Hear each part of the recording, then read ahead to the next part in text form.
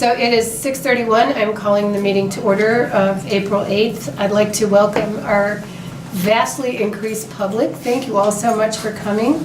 On the clipboard that is being signed in right now by a person whose name I don't know. Tim, nice to meet you. There are also the rules for procedure, and basically they are, please be nice and address your remarks to the chair and wait for permission to speak. And this is a meeting in the public, but not for the public. So just a little bit of reminders. Are there additions? Oh, sorry. So Peter said, please sign in. Make sure you have signed in to the, this is now the select board meeting, not the library public hearing. So if you've done both, please make sure you've signed in on both sheets. If you're only here for the select board hearing meeting, please sign in for that. Are there additions to the agenda for this evening? I don't have any. Neither do I. Yes, you do. No, I have communication. Yes. Are there changes to the order of the agenda? Would anybody like any? Not for me. Okay. I would like a motion to approve the minutes of the regular meeting of March 25th, 2019. You so moved. Thank you, Miranda.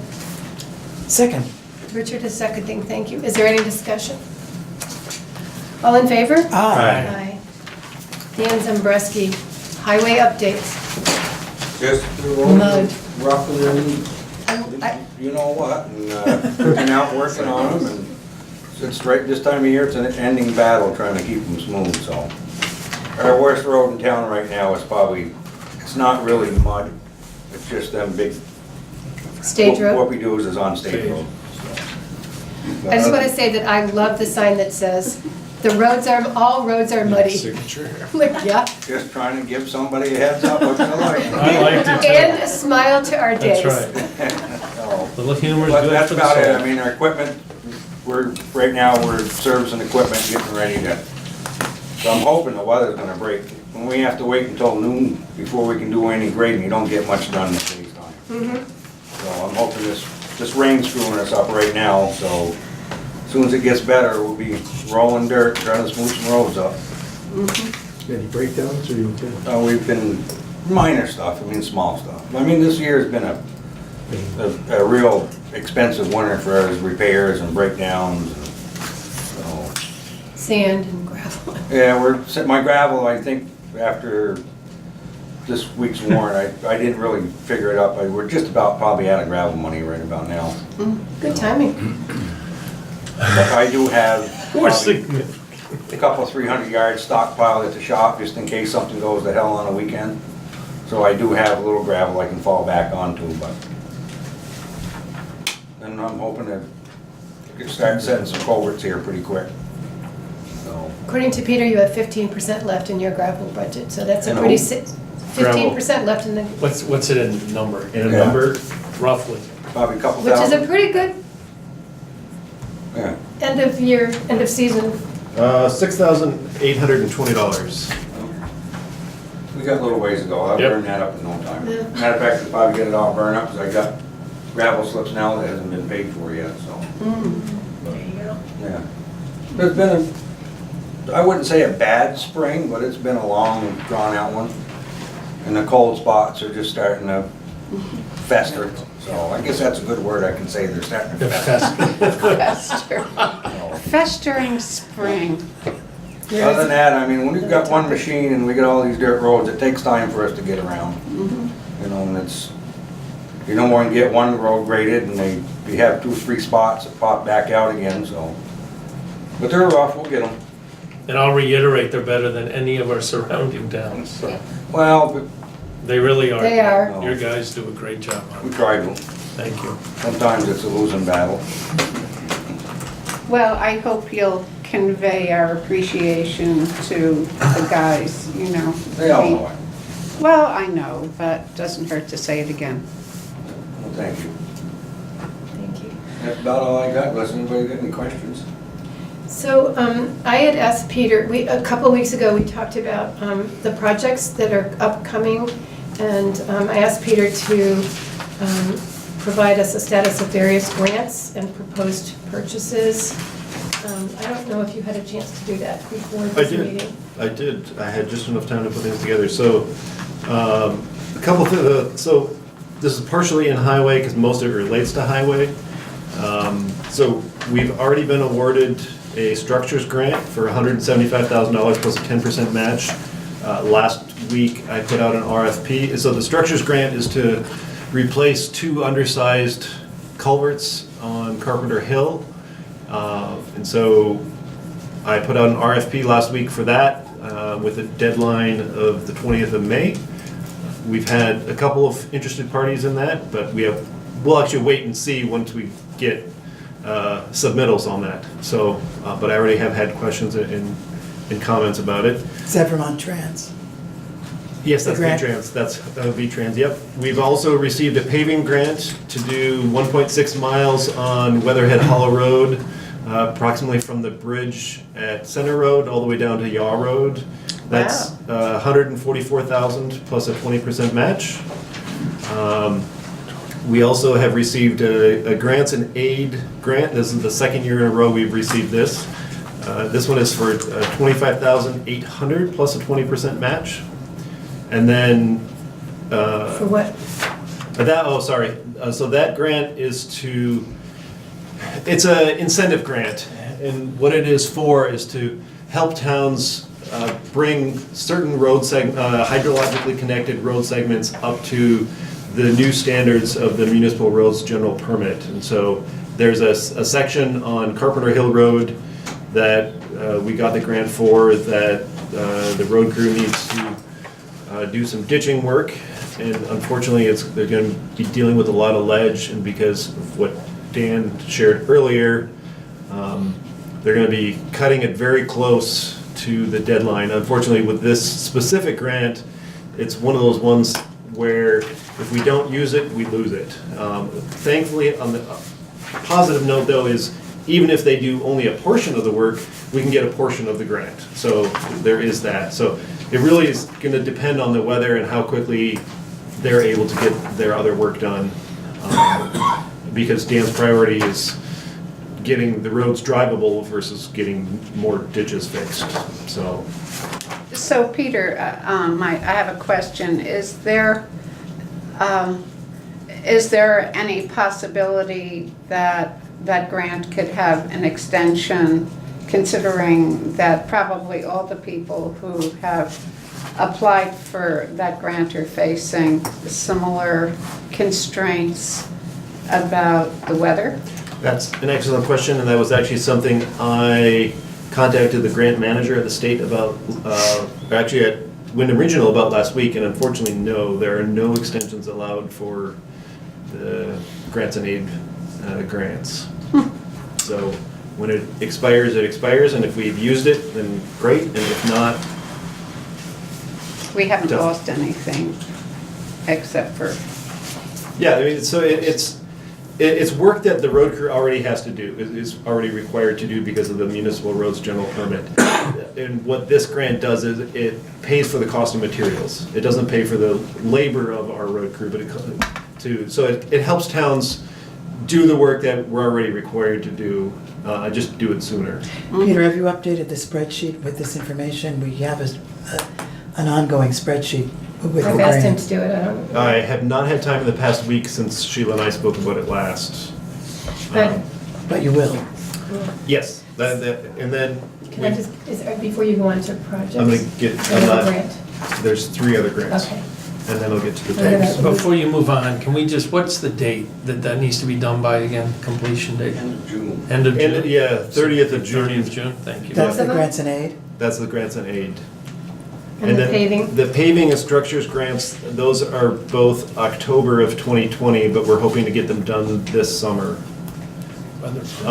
And I also put out, to back up to the paving grant, I put out an RFP for both sections of paving last week as well, and have already had 3 interested parties for that contact me, which is great, since we Good. like to see at least Mhm. 3 proposals for that, for any bid.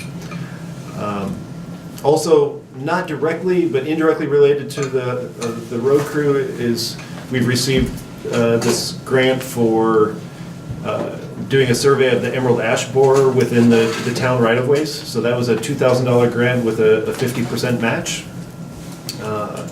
So for grants that we've already received in the past 9 months, they total $346,800. So I think that we're doing quite well in that. And then I've also applied for 2 other grants. I just, Dan and I worked on applying for a structures grant to replace another undersized culvert over on Tater Lane, thanks Dan. So that was, that application was for $100,000, and then I had applied for a Better Back Roads grant of $80,000, and the structure grant also has a 10% match.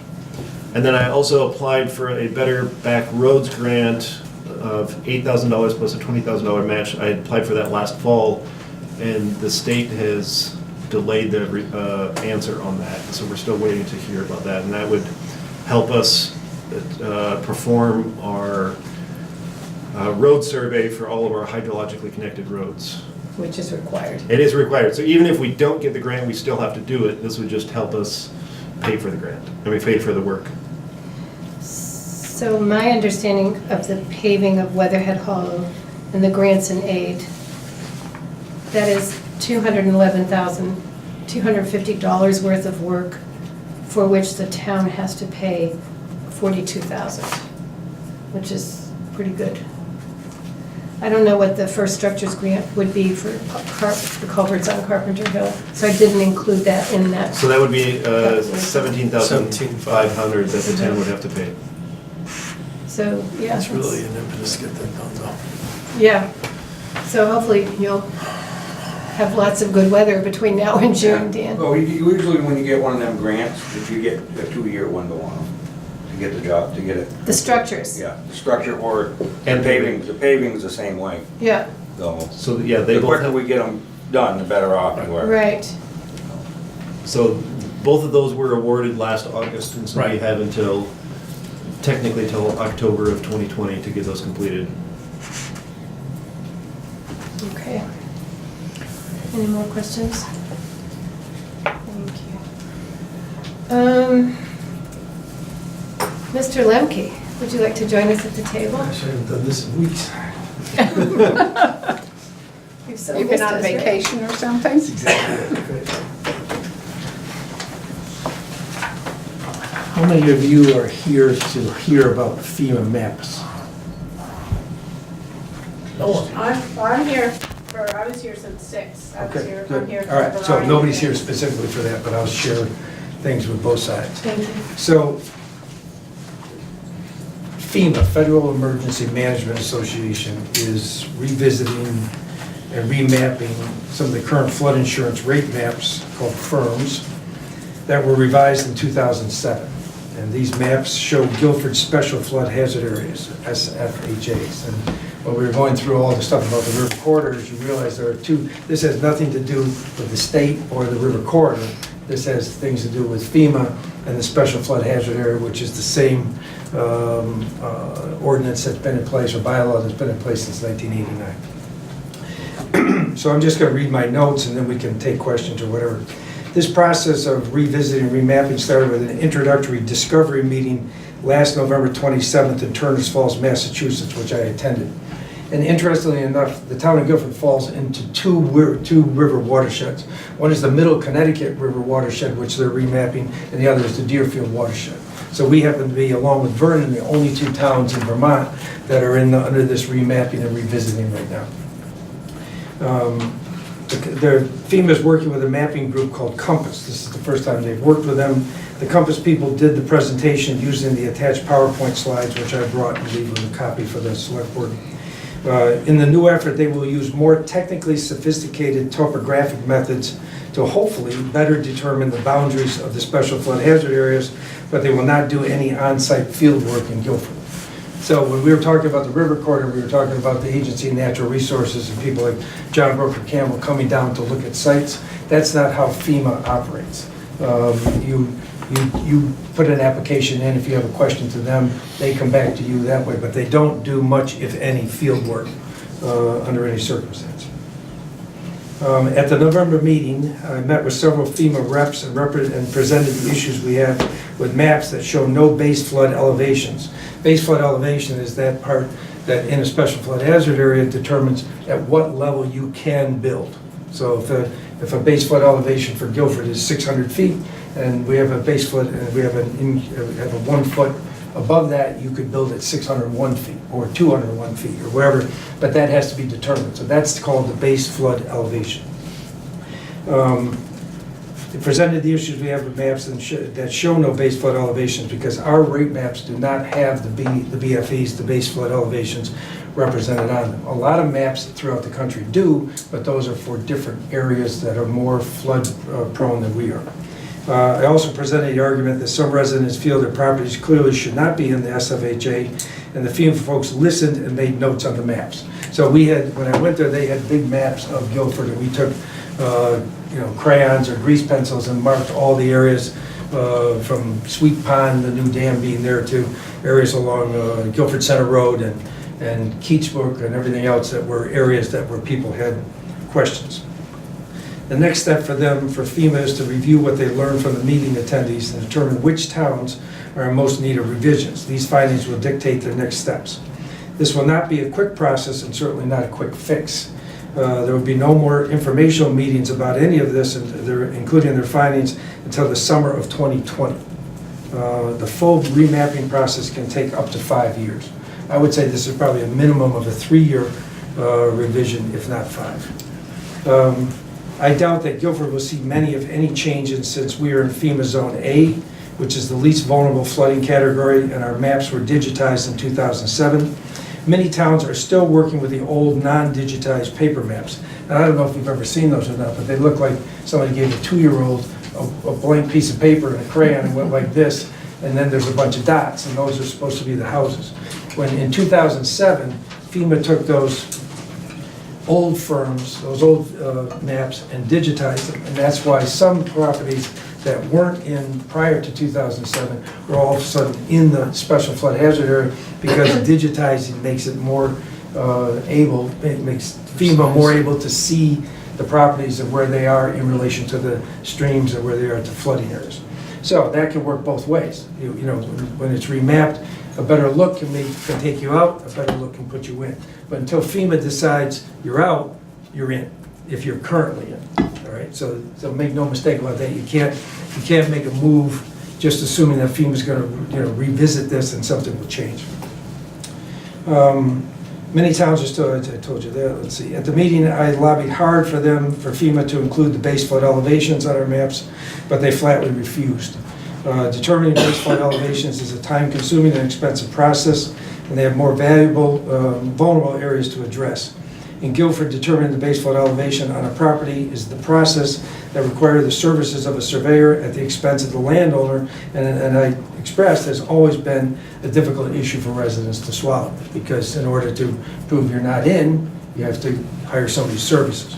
But the good news for residents is that FEMA has a new online letter of map change process. So if you hear the letters LOMC, it's a letter of map change process that allows property owners can use that's LOMC online process that property owners can use to present their special flood hazard area arguments. Well, not particularly quick. It is a straightforward step-by-step process that the property owner needs to do on their own, as it requires the submission of documents such as deeds and etc. The site also has a FEMA phone number that people can call for help. I brought 20 copies of the document outlining the process. So for the first time, FEMA has an LOMC, letter of map change online process. I did it on my own house just to see how cumbersome it was. And you get to the point where you have to start submitting things like deeds. They need proof. You can't just say, I'm way above and my grandfather lived here and I lived here and my great-grandfather lived here for 200 years and it never flooded. They'll go, oh, okay. They don't care what my opinion is. At the Agency of Natural Resources, as far as the river corridor maps were concerned, I could call A&R and say, look, I've looked at a piece of property. It's got ledge, it's got this. I think you should come and take a look at it. FEMA deals only with the individuals. They don't care. It's like you coming to me and saying, I think I should get a bigger tax refund. So I look at your taxes and I write to the IRS and say, I think they should get a bigger tax refund. They don't care. It's not they don't care, it just has to be an individual effort. So I brought the documents, I brought the things from the meeting. And one other side note is that the river corridor maps are also going to be in the process of being revisited and revised. And that will, the new ones will probably be available this summer sometime. If not the summer, it will be the fall. So I encourage everybody, if you're interested in where your property is, to, once those new river corridor maps are in place, you can take a look at that too, because they're all tied together. But keep in mind, the FEMA maps have nothing to do with the river corridor maps. And because there's not an ordinance in town now about the river corridor, you're not impacted. If you are potentially in the river corridor, you're not impacted that you have to do or don't do something. Just know that you are, in case you get a call from your bank or something else saying, you know, you're in the river corridor. But there is no ordinance in town now that requires you to do anything.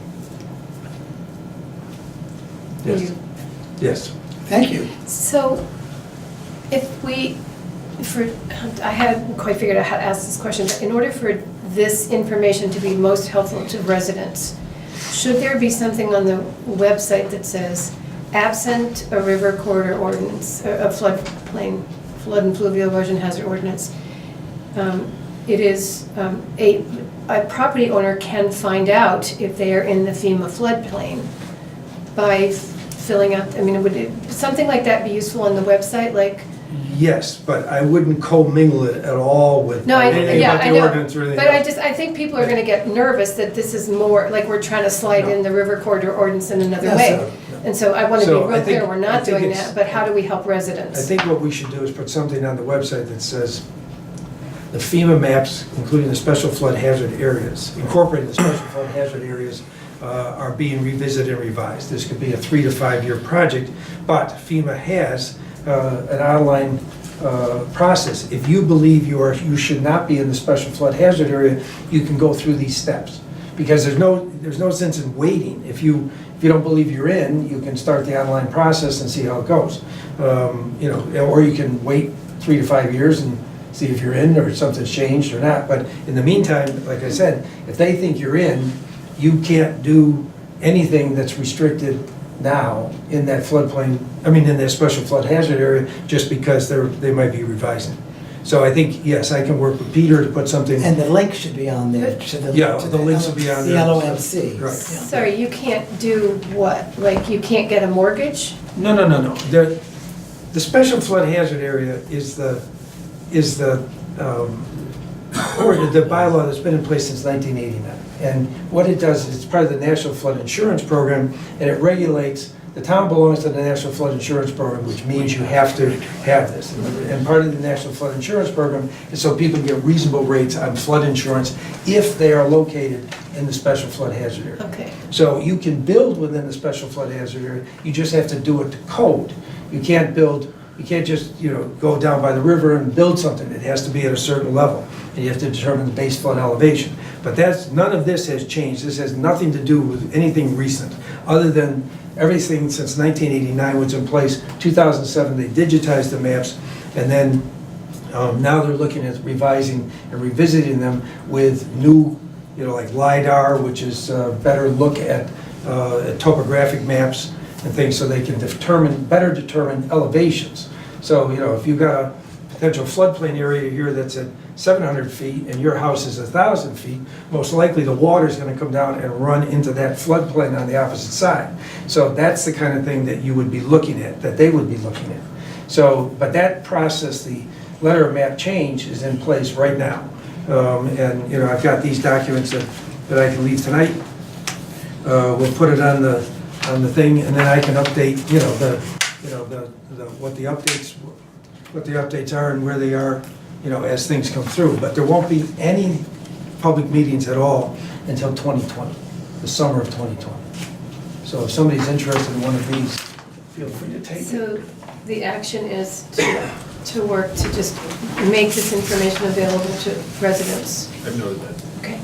And what I'll do is I'll boil it down into, sort of elevator speak, so that it's clear that this is what's happening, these are the major points, these are the timelines, And this is what you can do now to help yourself or whatever. Steve, thank you for taking this on too. Whole part of Do the you have thing. to go, do you have to have very many more public meetings like this, or is that over? They now go and do their work? No, there was one in Turner's Falls and there was one in Wilmington. And that could, both of those, one covered the middle Connecticut, the other covered the. You have to go to both. Right, so, but it's, you know, it's good. FEMA's taking a more proactive approach. And so is A&R, you know, so, but don't ignore the river corridor maps. It's good information, you know. Even though we don't have something that makes you do something, it's good to know, you know, just because you don't have to put your hand in a toaster, it's good to know what would happen if you did, you know. So I think there's some logic to thinking about it. Thank you so much. Thank you. Thanks for that country wisdom, Steve. And on that note, the next topic up is childcare. A great segue, right? Childcare Counts Coalition, Chloe Leary, which, are you? So we just stay here and talk, or? Would you like to No, come come up here? on up. Absolutely.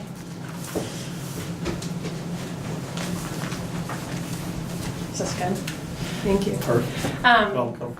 I'm Chloe Leary. I'm the Executive Director of the Winston Prouty Center, and I'm here representing Childcare Counts, which is a coalition of people who are working to maintain and build capacity in childcare in our region.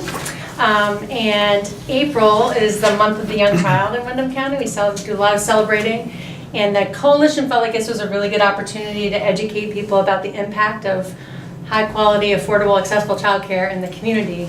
A lot of people don't necessarily think about it, especially if you don't have kids or you don't touch the system in any way. You sort of think, why would I care? So we felt like this was an opportunity to raise awareness and just bring it to people's attention why you might care. So one of the things that instigated our wanting to reach out and raise awareness was, and you may know this, there was a program in Brookline, which a couple months ago was going to close in 2 weeks. 52 kids were not going to have care, and that was a mix of after school and early care. It wasn't all sort of infant to 5-year-olds. And the impact of that closure would have just had ripple effects that I think a lot of people didn't imagine. And so as a coalition and tracking what was happening, we realized maybe people don't know how big of a deal this is. So it didn't close. It was called Sunny Lane, and actually somebody from up in Windsor bought the program, so it's fine. But it's still, I think, raises the opportunity to say, what is that impact exactly? So one, it's a business was going to close in the community. So a business that buys goods and services, a business that employs people was going to be gone. And then for those families that take advantage of childcare, they are suddenly impacted because they might not be able to work as much or might have to leave their jobs altogether if they can't find substitute care. So suddenly they don't have resources, they maybe get behind on rent or can't pay their taxes. So there's sort of the individual family economic impact. And then there's an impact on employers in the community because now their workforce maybe can't come to work or can't participate in the same way that they have been. And when you have 3%, less than 3% unemployment, like we do in Vermont, that is not a great situation to be in. So one childcare business closing, because it's a business that allows people to participate in the workforce, has these ripple effects. And so I think just being aware of that is a good thing to know if you want just to have on the radar as a community and a region and a state. And in terms of economic development, people think of childcare as a 2-generational approach to economic development. So it allows people to participate in the workforce, and then it grows our future workforce. So all those skills that are so important, we know now that 80% of the brain is developed by age 3. So before even talking about kindergarten. And so those foundational skills really help kids grow into the community members that we want them to be. So if we have a good infrastructure around that, that's really important. And so thinking about the aging demographic in Vermont, I think there's a lot of discussion about how do we get young people to come here and give them $5,000 for, come and stay or their at-home office. There are some initiatives around that, but really childcare as a piece of that infrastructure is something to think about. That if we don't have that piece in place, that's at least something we're not doing to address our aging demographic. So I have heard people say, well, it's better for kids to stay at home anyway. Like they should be at home with their parents. Absolutely, that is wonderful. It's also not really realistic these days in our economy. many people are two-family, if there are two parents in the household, they are working to be able to afford to live. So economically, it's not the most realistic thing. A lot of people juggle a lot to make it work. I'm sure you've heard stories about that. Other people I've heard say, well, they're not my kids. If you can afford kids, don't have them. Okay, fair enough. And that doesn't really do a lot to address our thriving communities and what we want to do in terms of growing our region. So, and I'm not making a pitch beyond saying something to think about. Where does this information live in your town plan, or are people aware of it? In Guilford, you have one regulated program right now. I think as far than two, there's more than one. So No, there's none, except for the school. right. So there's one regulated program. It's in the school. It serves 3 to 5 year olds and not 4 and 5 year olds. So not even the 3 year olds. And that's awesome. And it's limited, and it doesn't really address the full need, so it's something to think about. It doesn't help infants and toddlers, and that's actually where a big need is. If anybody knows anybody who's pregnant right now and they're not on a wait list somewhere and they need childcare, tell them to get on a wait list, because that's what happens. And so thinking of capacity and where you might want to invest time and energy, it's just something to think about. And Guilford is so lucky to have a group of people who really care about this and know about this. So I'm probably preaching a little bit to the converted, to people who already know the issue, but it's pretty exciting that the Community Collaborative for Guilford, and Ellie's here, and I know you all know her. Dunham actually sits on the coalition, so we have a little bit of a connection, but it's pretty exciting to think about a group of people who already know how important it is to build capacity. And I don't know if you want to talk about where things are in terms of your efforts, or what people might want to know. Yeah, I could just say a few words. And although the CC4G board, we're small, and in February we actually had a board retreat, and one of the big things that we really want to do is expand our board. So that's one of our big goals for the beginning of this year. The second is really to aggressively search for a site. And in the last month, I've talked to one homeowner about renting their property. And we've also had a conversation with the Delta campus up off of Paul's Road. So we're continuing to try to figure out where our site's going to be. And as we're moving along and doing that, we've also continued a few things, some collaborations we've been doing. We've helped with the Rec Commission to keep Open Gym on Saturday mornings open for the Birth to 5 crowd. And I have to say, there's on average 15 to 25 families that show up and have a great time on Saturday mornings at the school gym. So that's really fun. And during the summer, we're hoping to move some of that play outside and explore some of the play sites, like the Playscapes off of Carpenter, the school outdoor playground, the Algiers playground that's located at the church that through a collaboration with Vermont Rise, we're expanding, so that's exciting. We've done a couple of little workshops, like at the Community Days event at Broadbrook Community Center. We did making Play-Doh, and we had a great group of kids come and parents come and get full of flour and make Play-Doh. It was really rather fun. We're continuing our work with Lornie Cochran. She's doing a Movement Matters series that's on our Facebook page, and it also links to her blog. So we're getting monthly articles regarding movement and children. And we're continuing to plan other events through this year. So board expansion, because we really would like to get this early learning and resource center up and going. We've been talking about it, it feels like, for a few years. 2014. And working hard. So expanding the board, finding a site, and continuing our programming is what we're working on right now. That's great. And I think, just to emphasize, maintaining and building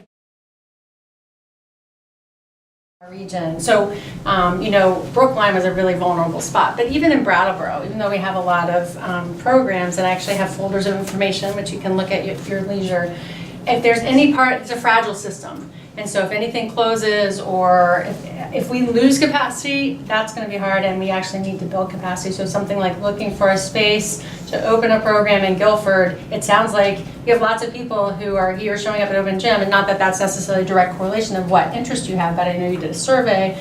And so if you have energy and you realize that this is an important part of sort of the vibrancy of your community, you have a place, a good outlet at CC4G. If people want to be involved in the coalition, it's really great. We actually have BDCC at the table, someone from the hospital comes. There's a workforce development issue. Even if we could open a classroom, it would be hard to get teachers because it's not a well-paid profession. So thinking about inviting people into the, so CCP is at the table and the Career Center. So it's going to take a lot of different people coming together to look at this infrastructure piece and understand it. So Can I just add one thing that you didn't say about the possible impact of a center closing? And that's really the services that are provided for the kids and for the families that otherwise they might not get. And the link that they might have to, like, the CIS team, the Children's Integrated Services team, and things like that. right, it's an important part of the web to access services. So I also just want to point out Emily Wagner is here. She's from Let's Grow Kids. So the state is definitely focused on this issue. So Emily's part of the coalition, and there's actually a bill moving through the legislature right now, H531, which supports childcare infrastructure. So if you ever want to let Sarah Coffey know that you appreciate her support of that, or our state senators, Jeanette and Becca, that would be great to do. And there's information about that in here. So, and if you want to be on the coalition or be on CC4G, there are ways to get involved in supporting this initiative. It's really important. So, questions? Thank you so much for taking the time to describe this to us and to increase our awareness of this. I know that it has been since our Vermont Council on Rural Development 2013, 2014, one of the top 3 priorities of the town is to have a sustainable child care program. So really appreciate your effort. So now we're all behind you. We are catching up with you. Thank you so much. Thank you. You're welcome. Thank you so much for letting me be on the agenda. And here are copies of information in the folders. Thank you. And here's some. And Ellie, thanks for staying and talking about CC4G too. Sure. The next item on the agenda is Tim Maciel on single-use plastic bags. Thank you for your time. It's Thank been you. an interesting meeting so far. Yeah, so how many select board meetings do you get to? Not as many as I'd like to. Uh-huh. I'm here to urge the Guilford Select Board to consider enacting an ordinance to ban plastic bags as well as polystyrene products and plastic straws. Your first question might be, Why Guilford? Guilford, because we haven't got Hannaford's or Price Chopper that distributes these things. I'll get to that in a few minutes, but a few facts about plastic bags. They're used on average 12 minutes by individuals, and they last for hundreds and hundreds of years. They kill tens of thousands of whales, birds, seals, turtles in our oceans and waterways. They're severely polluting our seas, waterways, lakes, and rivers. A good film for you to watch is Our Plastic Ocean. Or I urge you to go to the United Nations Environment Program for the 2018 update on how tremendously polluted our oceans are. The U.S. produces 100 billion bags every year, and the EPA estimates that there are close to 1 trillion bags consumed every year, and fewer than 10% are ever recycled. U.S. retailers spend $4 billion a year on disposable bags. Since they were first introduced in 1976 by ExxonMobil, they have been a tremendous scourge on the planet. And we know this, and we can't sustain the production of these things. That's clear in a lot of people's minds.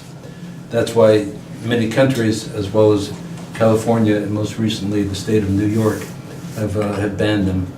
And there's 32 other states that have legislation in the works to ban plastic bags. Vermonters realized the problem 2 years ago when we were collecting signatures to ban them in Brattleboro. Quite a number of people would say, I wish I can sign it, but I'm from Guilford or I'm from Putney. This year, Middlebury, Burlington, Manchester, and Wilmington have passed ordinances to ban them. So that's a good thing. We have momentum. I mentioned New York passing them 2 weeks ago. Our ultimate goal is to have Vermont become the 3rd state in the union to ban plastic bags, polystyrene, and plastic straws. And that's why I'm here. To keep the pressure on the legislature, the more towns that ban them, the better. The folks, I've been told many times by legislators that it's really not important how big or how small a town is. When our legislators see that a number of cities and towns have banned them, that sends a clear message to our legislators to finally take action on this. I've been working on this for 10 years. There's been a number of bills introduced in the legislature that never get out of committee.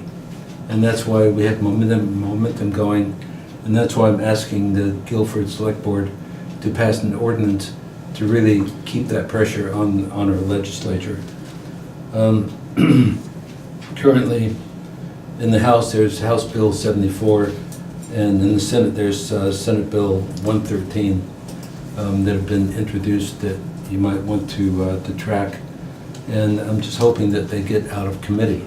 These things just seem to die in committee. They just never get out. But as I said, this year we have momentum with Burlington, Middlebury, Manchester, Wilmington, following Brattleboro. There's pressure to get these things banned. So that's why I'm urging the Guilford Select Board to pass an ordinance. If you're wondering how to write an ordinance of this kind, a wonderful website to go to is www.massgreen.org, which has templates for towns to use to write these. That it's from Massachusetts, which has 93 different communities that have banned plastic bags, including Boston. Maine has a number of towns that have a growing number of towns that have banned them. Not so much in New Hampshire. Live Free or Die New Hampshire just hasn't really done a lot. But our goal, as I said, is to get Vermont to pass a statewide ban, and then we can see the ducks fall, and then maybe Massachusetts, Maine, and then New England, then the country. So, Thank you. any questions or Are there any comments? questions? Any reaction? Sorry. Does the select board have the authority to pass a regulation like that? Yes.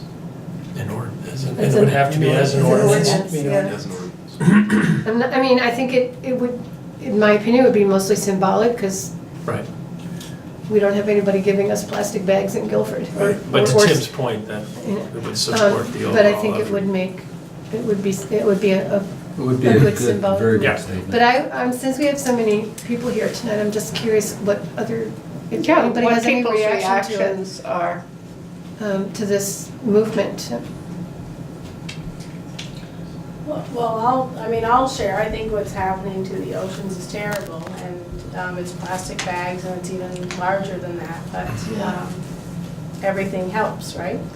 I should say, it's not just the pollution of the oceans, but they eventually disintegrate into, and get into our food chain, to the point where the UN has identified, I wish I could remember the percentage, but a large growing number of fish that we eat, the salmon that comes from the seas onto our plate, have petropolymers that are just not good for people, that come from plastic bags. So it's definitely affecting the food chain. Sorry? Do these kind of bans include like trash bags and Oh, that kind of thing? that's an excellent question. The towns that have banned them have made reasonable, practical suggestions. For example, in Brattleboro, Of course, we still have the garbage bags. Dry cleaners still use the cleaners. Of course, you've seen in the supermarket that those little bags are used for produce. These are reasonable compromises, but the number of plastic bags that are reduced in Brattleboro alone is tremendous when you consider that the average person uses 52 bags a year. No, more than that. Yeah. Much more than that.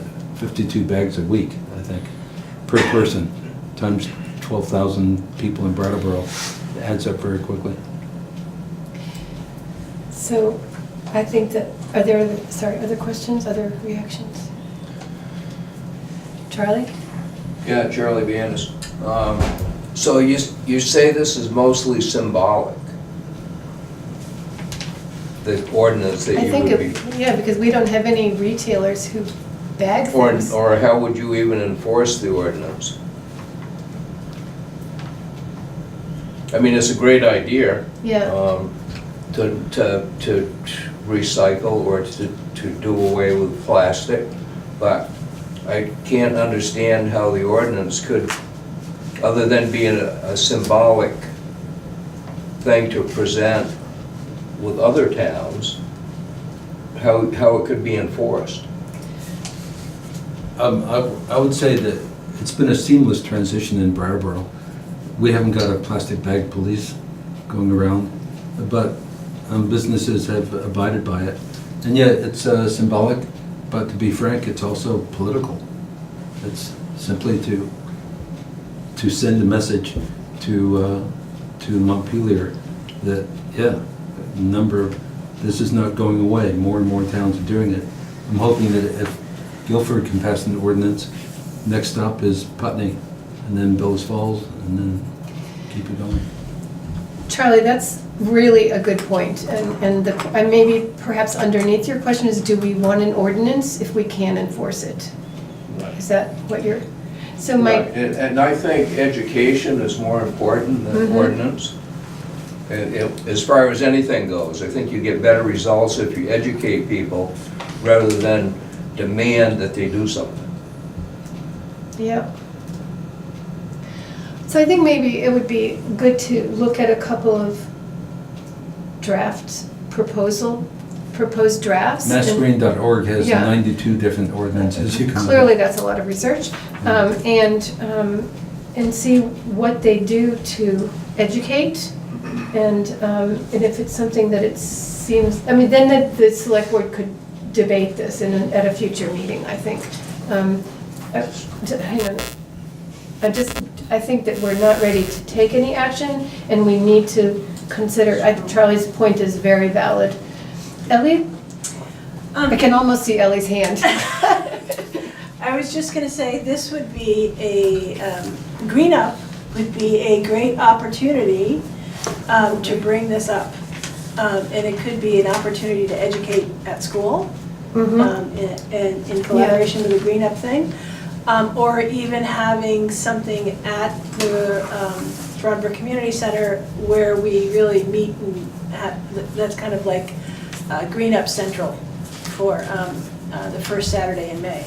So, don't you use plastic bags in Green Up? we do use plastic bags in Green Up for the garbage. There's I mean, do garbage. they But I have to biodegradable, or, I mean, what's the deal with that? That's a good question. I can find out from our people. Seems so But little. I have to say, we probably pick up many more plastic bags and plastic cups and styrofoam things Oh, no, I out on the totally ground support than Green we- Up Day, but I'm just than we, saying, to say no use. plastic as you're holding a green Yeah. plastic bag seems a little. Yeah, So, but I think sending a message it is important, because the more towns that send a message, I mean, then if, again, we only have the Guilford store, and I don't think they use plastic bags. But then it would get other towns going, and then all of a sudden, like Brattleboro Price Chopper, you can't get the plastic bag to carry your groceries out anymore. It has to be paper or bring your own. So if we get more businesses behind it, then we'll be using less plastic. Yeah. So Ellie, as our Green Up Day coordinator, is Yeah. this something you'd like to promote on the beginning of May? Sorry. I'm not necessarily saying I'm Not gonna that- research it. No, I don't mean that, but yes, just, sure, we can you do know, that. just to make sure that people are aware of, you know, like probably there's some kind of signage or something like that that you would have that might be useful for our Green Up Day. Are you saying just promote the idea or promote the ordinance? The idea. I mean, the idea, concept of, certainly. yeah, just, I mean, as part of this, you know, the public education. Yeah, I mean, not that people aren't aware of this, I think, but, sorry, May I ask a question? you may ask a question. Tim, have other communities done any other form of action aside from formal regulations? For example, writing formal letters to legislators from, the select board in support of a statewide ban versus a municipal one? I mean, Sure, yeah, there's a coalition in Middlebury that pesters legislators all the time. And I urge people I know to contact Senator Bray for S-113 and Senator Shue, that's S-C-H-E-U, Senator Shue in the House for the others. And I just brought it up at a representative, our three reps had a meeting last Saturday, and this was brought up again with our three House reps. So yeah, contacting your state senator Becca's really for it, of course, as you would imagine, as well as our House Representative Emily Kornhauser. I don't know who your rep is, but Sarah Sarah Coffey. Coffey. yeah. Okay, I think we need to move on, but Okay. thank you so Thank much. you. Thank you very much for Thank you very bringing much. this to our attention and discussing it. Charlie, I don't know if you don't want to put you on the spot, but maybe you want to help Ellie out. I said maybe Charlie wants to help out with some of this community On the awareness. public education campaign.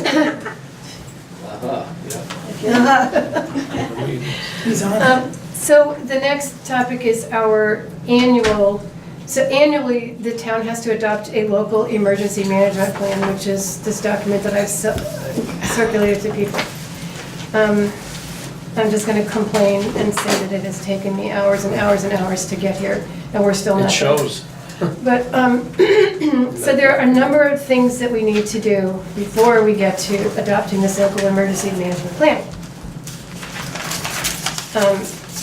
The first one is to also adopt the National Incident Management System, which is the basis for all emergency incidents in Guilford, but it's also something that has been adopted statewide, but the state requires that each municipality in turn adopts the same plan. So Do you need a motion? I need a motion that we adopt the National Incident Management System as the basis for all incident management in Guilford. I so move. You so moved, thank Second. you, Richard.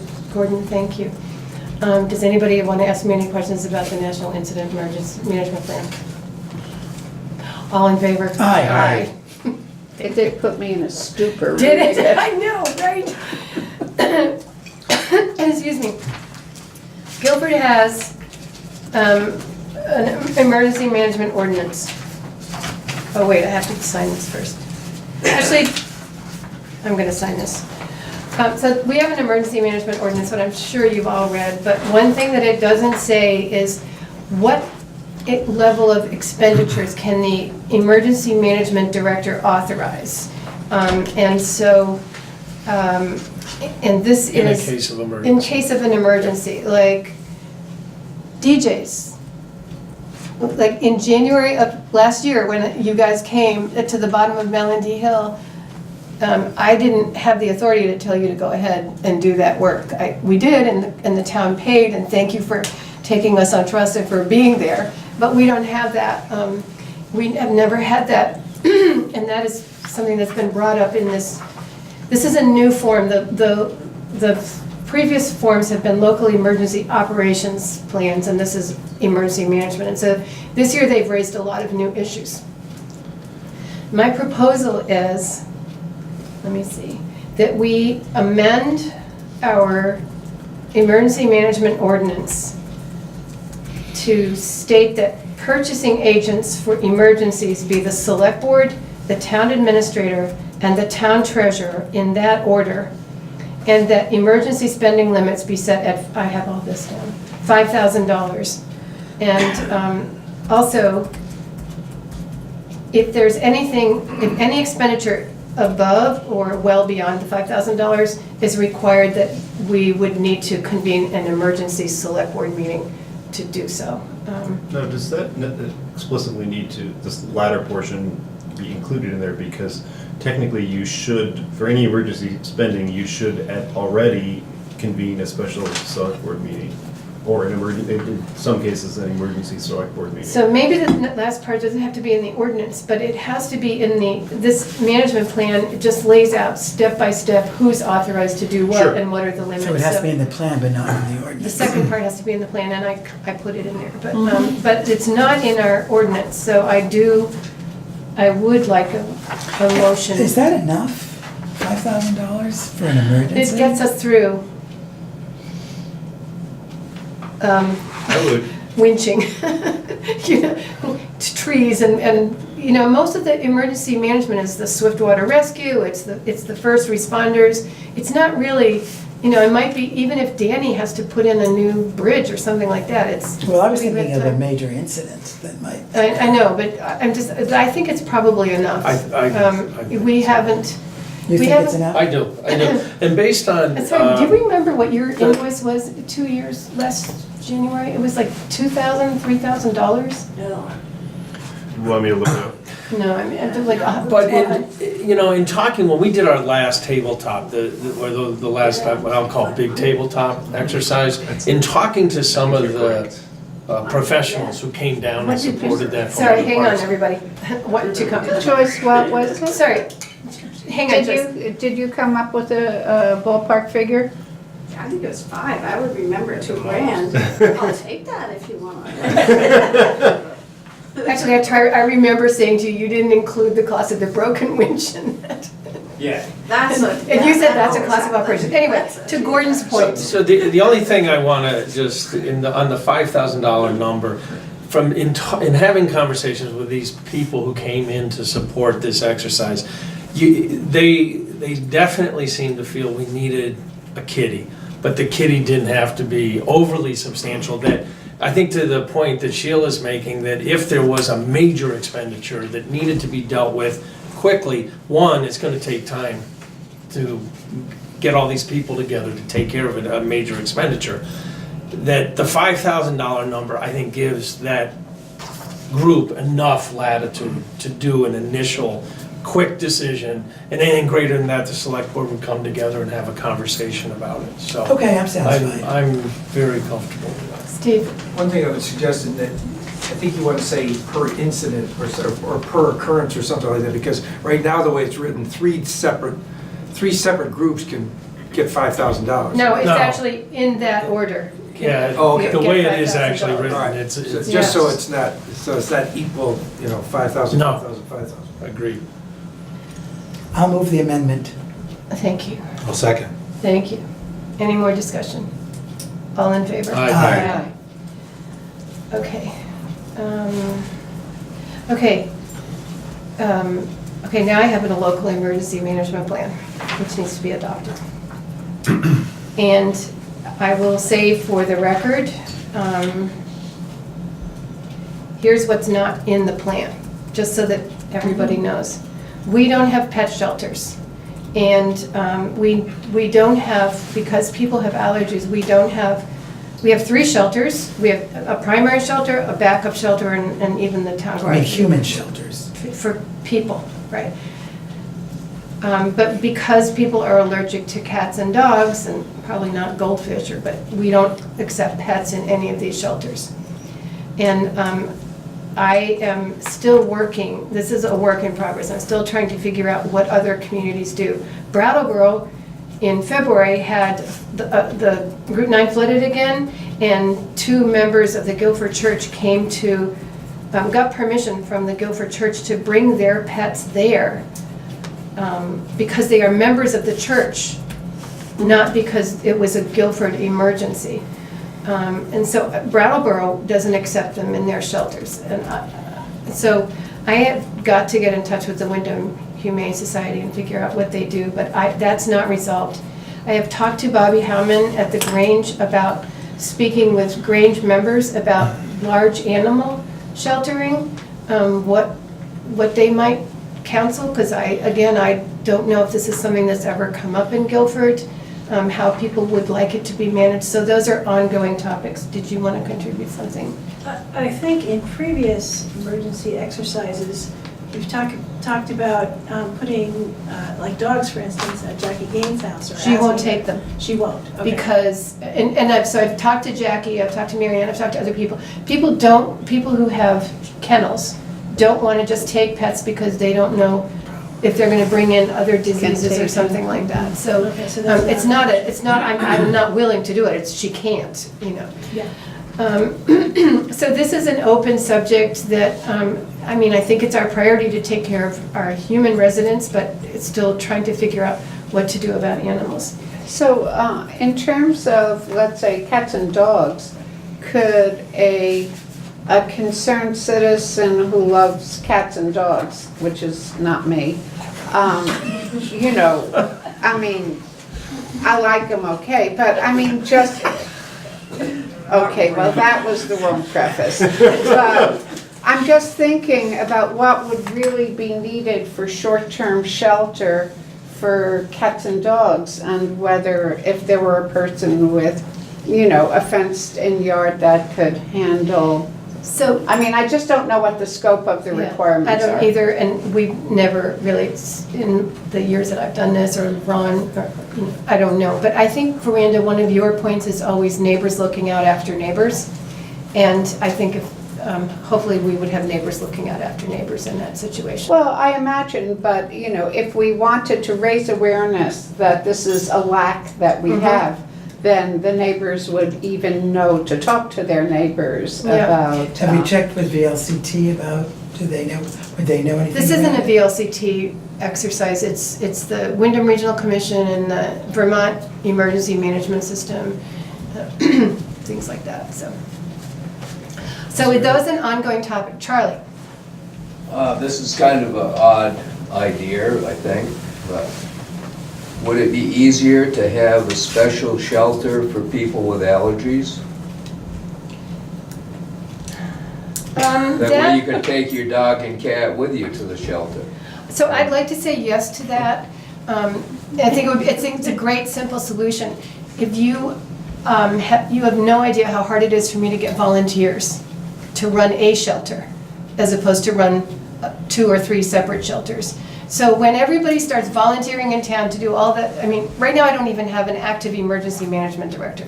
So, so I would love that to work.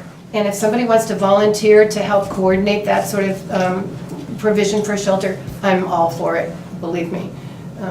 But I think it's a great idea. Anybody in the audience want to help me with cats and dogs or? I was just thinking there's other issues as well besides allergies, like children and animals. Yeah. Some being very afraid of dogs and cats. Yes, but most people Dogs would and put cats their together. animal in a crate, or most dog owners are prepared with something that their dog or cat could go in. So even if there were a lot of children, if you had the allergy people in one building and families and their pets, as long as they're contained, you wouldn't have any of those problems. So what I'm going to say is, Just if sharing. people want to talk to me about this offline, I would be very happy to have some more help in this. It's one of the reasons I'm going to the Grange in May, I hope, to just see if people will help think through this problem. Could I make a motion that we move forward with this emergency management? No, not quite, because I have. Understanding there's some issues that Yeah. need to be resolved. You don't want to hear what the other issues are? No, go ahead. I thought I read the issue, but you should mention But the them. public needs to know. No, of course they do, of course they do. I'm not trying to prevent the So public. I'm getting there. The other big thing is that we don't have a generator in the town office. And Oh, that's a, okay. and That is a so, big issue. And the reason so for practical, I don't know why we didn't include this in the, We discussed But we it. did. You guys- we decided we You didn't guys- need it you for decided the you- town We made a renovations. mistake. It's not too late. But now the Guilford Volunteer Fire Department is saying if there's a major incident in town and we can't have this emergency operations stumbling all over first responders and state police and federal marshals and whoever else is there, the place isn't big enough, so we have to People move. couldn't see the video from the last meeting too, if they want to read about it, or watch it. I'll be quiet. So we have put out a request for a proposal for a generator for the town office. And I've had two companies express interest in it. Okay, so that's also due on May 20th, right? That's correct. The same one. So I'm just saying that that's not in the plan. Okay. So the next thing is, let me just see. Yes. I would entertain a motion to adopt the 2019-2020 local emergency management plan. Which I will make. Second. Thank you, Gordon. And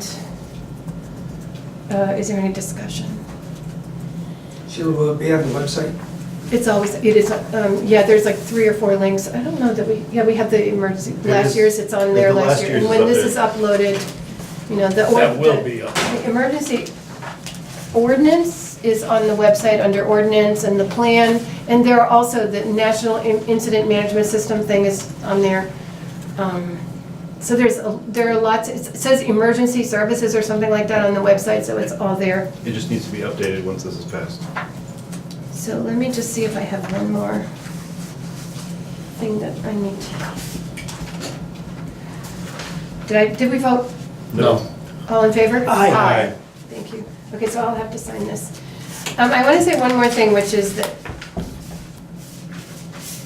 this is a list of possible volunteers. We are always looking for volunteers for emergency services, for communications, for operations, for helping to run shelters, for dealing with radios, for computers, for handling forms, for helping feed people. If anybody wants to be an emergency volunteer, get in touch with me, please.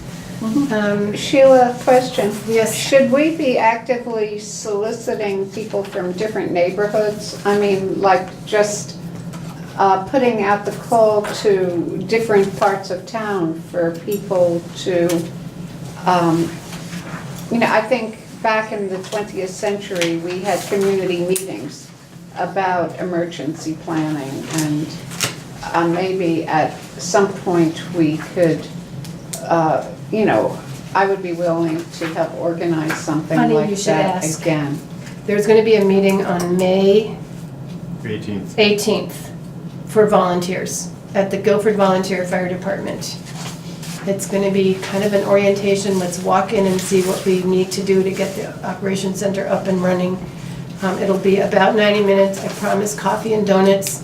And if anybody wants to come, you're all welcome. What time of day? I been don't set quite yet. know. Now it's going to be like 9:30 or 10. Okay. Actually, you don't want all this stuff. I have to submit it. That's fine, we can deal with it later. Yeah. That's the fire station? At the fire station, yeah. And I've given you all the select board that information. And actually, the select board is expected to attend, Oh, that's right. Yeah, I have no idea. so. Oh, I thought it said Saturday, May 18th. It That's what is. she Oh, just said. that's I think that's what I That's the just same. said. Right, that's what you did say, I just transposed it. Thank you, everybody, for your patience.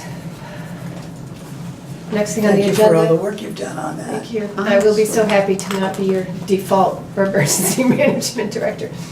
Next thing on the agenda is the auditor appointment. Yes. So, Yeah, so, for those of you who were at town meeting day, Kathy, in the auditor's update, at the end of that, she put out a plea that there is currently an open 1-year term, which is the final year of a 3-year term after Neil Quinn passed away.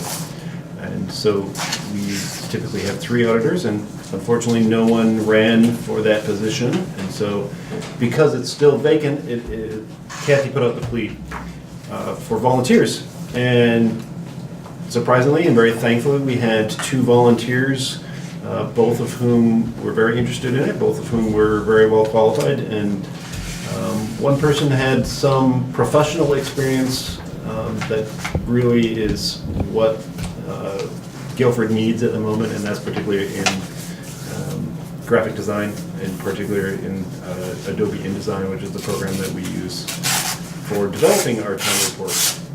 And so I would like to recommend to the select board to appoint Zon Estes as our third auditor for next year. And if he's still interested after that point, he can run to be elected. Do we need a motion for that? You would. I so move. Thank Second. you, Richard. Thank you, Gordon. Any discussion? He'd be great. Yeah. All in favor? Aye. Could you remind me of the name of the person, the other person? Ginny Nellis was the Ginny. other person. And so I would like to express great appreciation to I will send her Ginny for, a letter of appreciation.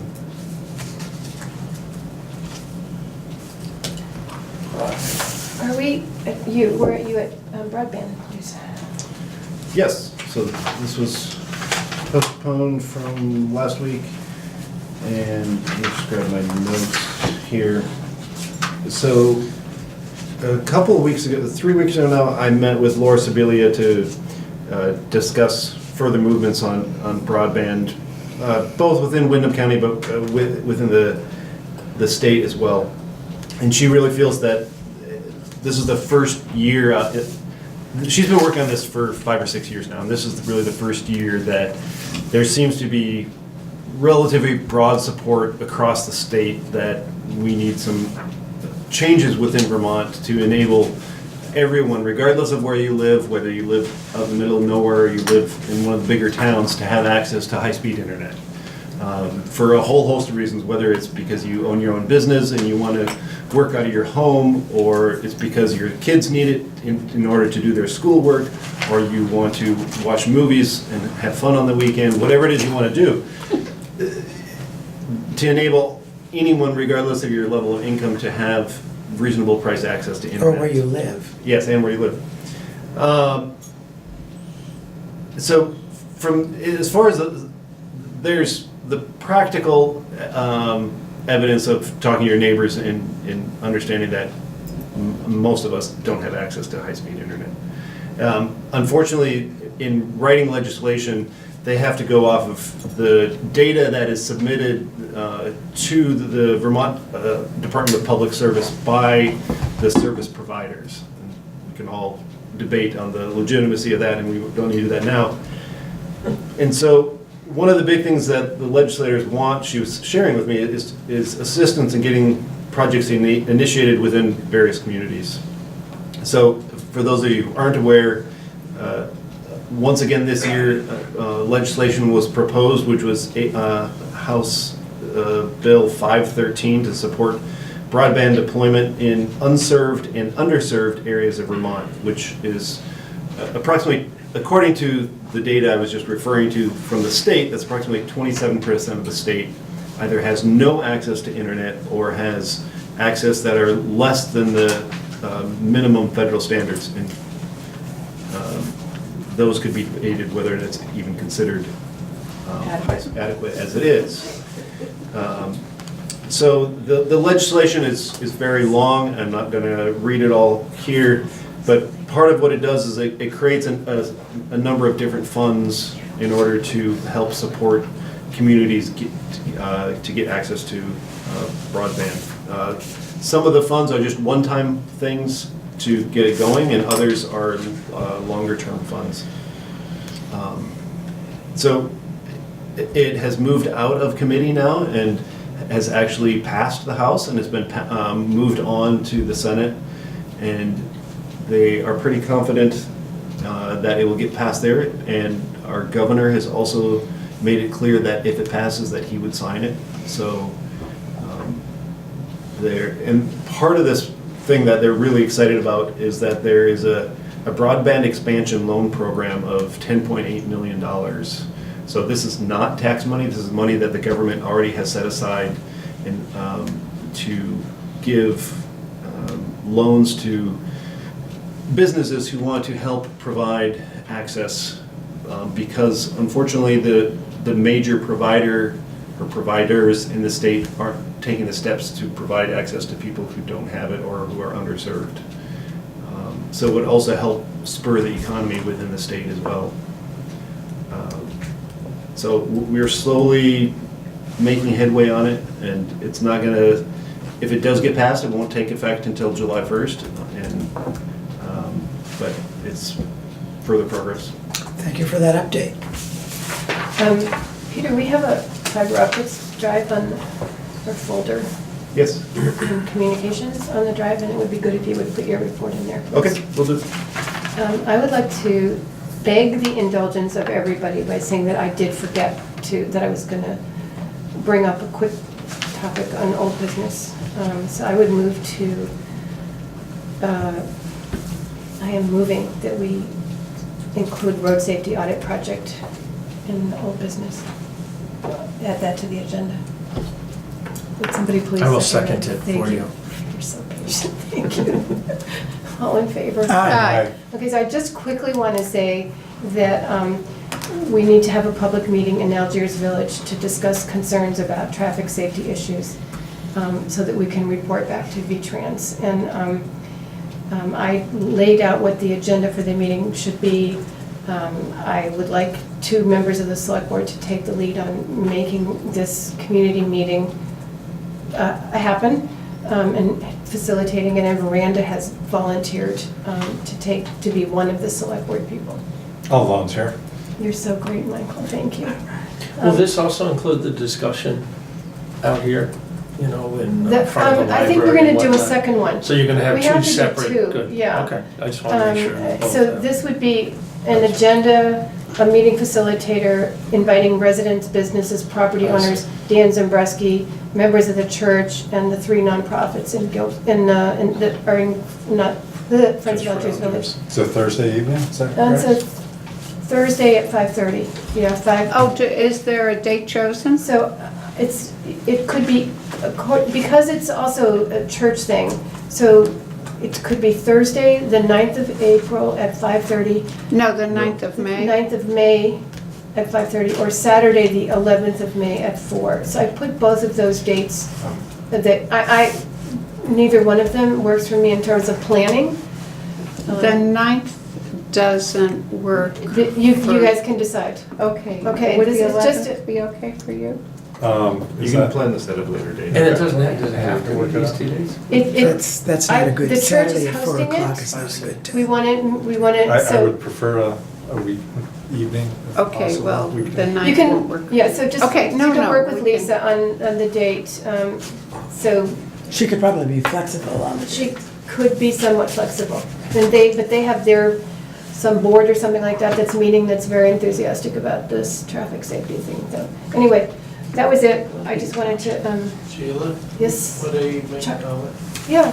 I know you mentioned at the last planning commission meeting that you were worried about the safety there. 2 things I noticed about the visibility at the store. One is they've got an open sign that hangs out on the Route 5 side of the building. And that, anybody with a taller vehicle, that hinders seeing somebody pulling out of the store. And also, there's been several vehicles, the delivery vehicles, pull up on the side of Route 5, which also impairs you coming out of the store. And it also impairs a driver coming through the Oh, village yeah, I know. being able to see. And so, rather than, proactively, those are a couple of things that could be addressed through the store and to help the drivers of vehicles coming into town, but also people Yeah. coming out of the store. So Chuck, I will invite you to share that if you can't be at one of these meetings, which it's going to be, they're going to be working with the planning commission to figure out the time too. Yeah, no, And it was the just agenda. I think that's great, It's but not don't a- forget it, because Yeah. that's a kind of, I mean, I hadn't thought about the open sign, I know about the trucks, Yeah. so it's just things, we just need to have all these ideas about, It helps people be able to be Right. seen and see. So. Yes, Mhm. thank you. Okay, May I ask? sorry, Lynn. That's okay. how will we know when, because I'd like to attend this, where will you Well, post or how will we know? we just have to come up with a date that works for the church, and then we'll put it in all of the public places. And if you don't see it, you can just give me a call. And also, but this, you'd have to coordinate with the planning commission on this. No, no, Yeah, so you're gonna know anyway, Oh, because you're that's gonna be right. part of the planning for this Okay. meeting. So Lynn, because this is a public meeting, it will have to be legally warned, so I will put an agenda of here at the town office, at the country store, at the Grange, at the All covered the bridge. places. It will also be in the newspaper. Okay, I great. could put it on the Thank sign, Oh, yeah, right, Oh, thank you. that's a great idea. It'll also be on fire the station or somewhere. on the Yeah. town website as well. Flashing lights. All right? May I move on the warrant? Would you like to move on the warrants? If we can, that'd be great. So I'll move that we pay the following warrants weekending, payroll for weekending March 31st, 2019 for $7,510.85. Payroll weekending April 7th, 2019 for $6,121.35, and expense warrant number 1919 for $31,743.74, for a grand total of $45,375.94. The major components of the expense warrant 1919 for $31,000, we have about over a third of that is gravel. And the other big thing that hit me in looking at the expenses was our quarterly commitment to Wyndham Solid Waste. I second the motion. Thank you. Any discussion? All in favor? Aye. Aye. Communications? Yep. I've got a couple of No, I'll do this one. Yep. So we have been invited by the, North Star. no, New England Coalition to be, because we are a stakeholder to be part of an advisory group sponsored by North Star for the purpose of providing citizen perspectives on decommissioning the Vermont Yankee site. There was a meeting on the 4th, which we were invited to, but I honestly just didn't have time to pay attention to this invitation. I have asked for a report on the meeting. They are hoping that if we have informed representatives, we can be better at public participation in the decommissioning process and so I didn't know if there would be anybody who would be. The criteria that North Star identified was that our nominees should be people who have been engaged on Vermont Yankee and local issues. They don't know anything about the format, the frequency of the meetings, the finances, and the feedback. Hello? So we've been invited to nominate either a select board member or a member of the community to participate in and connect with this group. Anybody want to do that? I thought about reaching out to Ron Lembke because he was so involved in this when we were dealing with Vermont Yankee and the emergency plan. Ron Lembke? Ron Lemke, Oh, sorry, sorry, Linker? Linker. He's not here anymore. I don't He know was if gone. he's in town No, anymore. he moved to another Long state. story. I know, I know the, He's departed, I think. oh, all right, well, The area. that is, it's probably not a good idea, but so just please think about it, and I'll send this around to everybody, and I apologize to his name is Ray Shaddis for not paying yes. attention to it, but he raised it. We didn't have a select board meeting in the time frame that he raised it, so. Ellie, if you would sit in the middle of the room, I would be able to see your hand. I'm just wondering if that's some invitation that you might want to put on front porch I was thinking of that too. I think that's a good idea. to see if anybody is interested, anybody in the community. I will. Because I'm sure put it there's on- folks There out must there be that folks that. meet those criteria that. Mm-hmm. Okay. That have time to go Did they say to an the frequency of the unlimited meetings, number. or He that's not- hasn't even Unscheduled answered me meetings. about what that happened last week, So so I don't. weekly or monthly? I'm gonna go a little slowly on this. I just said to him, please, I'm sorry we didn't get to it in time, but we weren't Be meeting. helpful enough, it's Give us twice a a little more year. information. I know. Yeah. So, okay. Thank you. Good idea, Ellie, thanks. Okay, I've got a couple of really quick communications. So Franklin Land Trust reached out to let us know that they will be sponsoring their 14th annual bike race, the D2R2, on the 17th of August of this year, and will come through Green River and River Road, and same route as they have done before. Then they are expecting 1,500 riders this year. Last year was about 1,000 riders, so they are rapidly growing in the past few years. They have received some national press on their bike race, and it's drawing a lot more people in.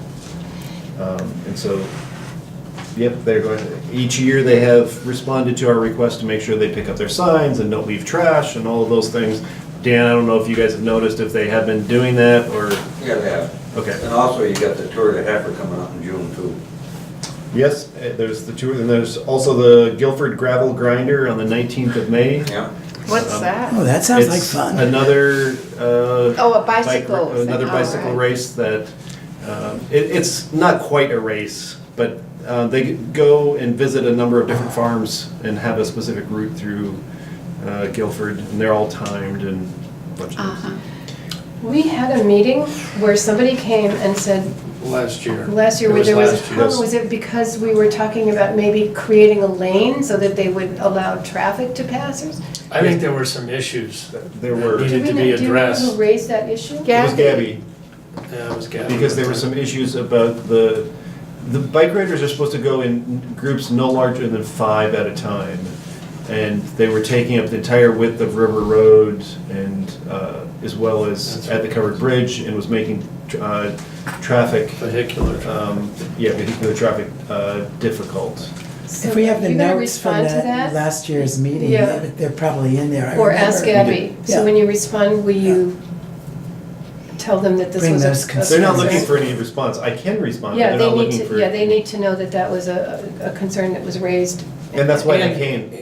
Yeah, someone To came address- yeah. and we discussed it with them, and The assistant executive director came. Maybe we need Right. to remind them of what we decided. I think that's Yeah. more the issue, Sure. just reminding them of that would Thank be a you. No problem. positive thing. Because I didn't hear any feedback that was negative after the fact. I did not either. I don't know if you did, Dan, or not. Okay. Are these events something where they bring volunteers in terms of like safety and traffic control? Yes. They're responsible for all of that. They are also responsible for notifying Dan, they're responsible for notifying the fire department, and they're responsible for notifying Rescue Inc. as well. And the select board. And the select board, yeah. Assignments. And I know that both of these 2 bike races do have medical personnel that they bring in. I know that several of the Guilford volunteer firefighters and emergency personnel volunteer for the Franklin Land Trust event, and the Guilford Gravel Grinder, they have a couple other people, they're not Guilford residents, but they are nurses that volunteer for the event. And last but not least, Penny wanted to let the select board know that on the 25th of March, she hired Marta McBean to replace Pete as the assistant treasurer and assistant town clerk. She'll be working 30 hours a week. She's currently training with Ellie and Lori Boyd from Limerick, as well as Pete when he is in the office. So, Thank you. I move to adjourn.